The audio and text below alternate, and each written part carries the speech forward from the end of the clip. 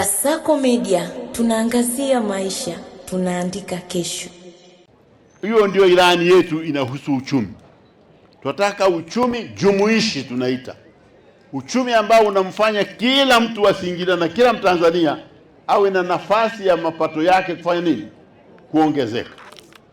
Na hayo ndio yako katika dira ya 2050.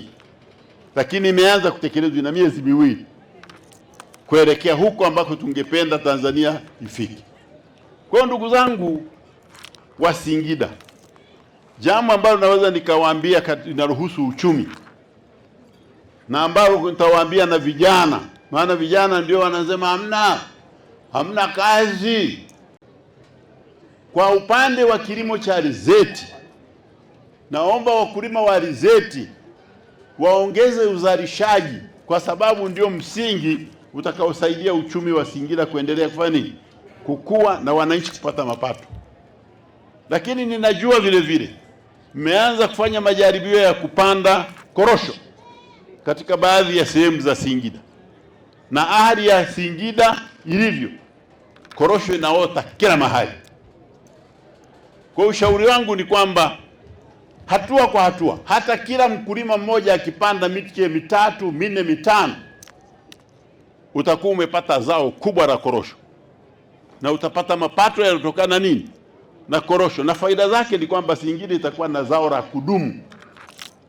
Utakuwa na alizeti unalima kila mwaka, lakini una korosho unavuna kila mwaka, na swala la umaskini na mapato ya chini utakuwa limefikia kikomo. Nimefurahi kukipongeza Chama cha Mapinduzi cha Singida kwa usimamizi mzuri sana.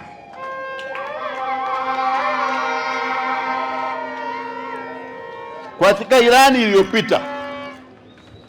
iliyopita kwa mkoa wa Singida mmejenga shule mpya za msingi 142 kwa mkoa wa Singida, na kwa uwezo na uliowezeshwa na serikali ya CCM chini ya uongozi wa Daktari Samia Suluhu Hassan.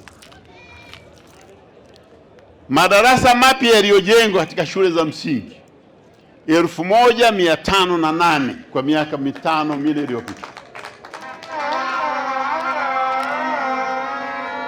Kwa sekondari mmejenga katika mkoa mzima sekondari mpya 40, na madarasa mliojenga kwa muda wa miaka 5 ni 1277 mapya kabisa. Tena madarasa yanang'aa, na vijana wakitaka kuoa wanaenda kupiga picha, wanasema tupige picha kwa madarasa ya Samia.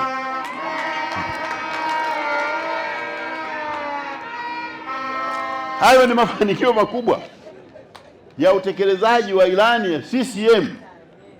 Alafu mtu anasema tu mambo aje hapa tumsomeshe.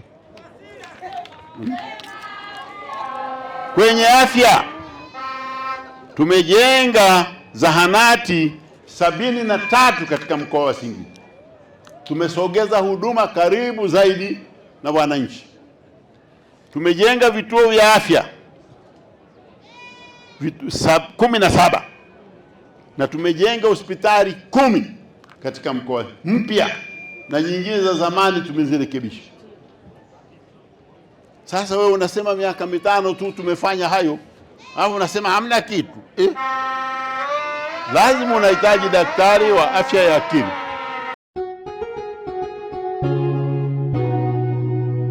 Kasako Media, tunaangazia maisha, tunaandika kesho.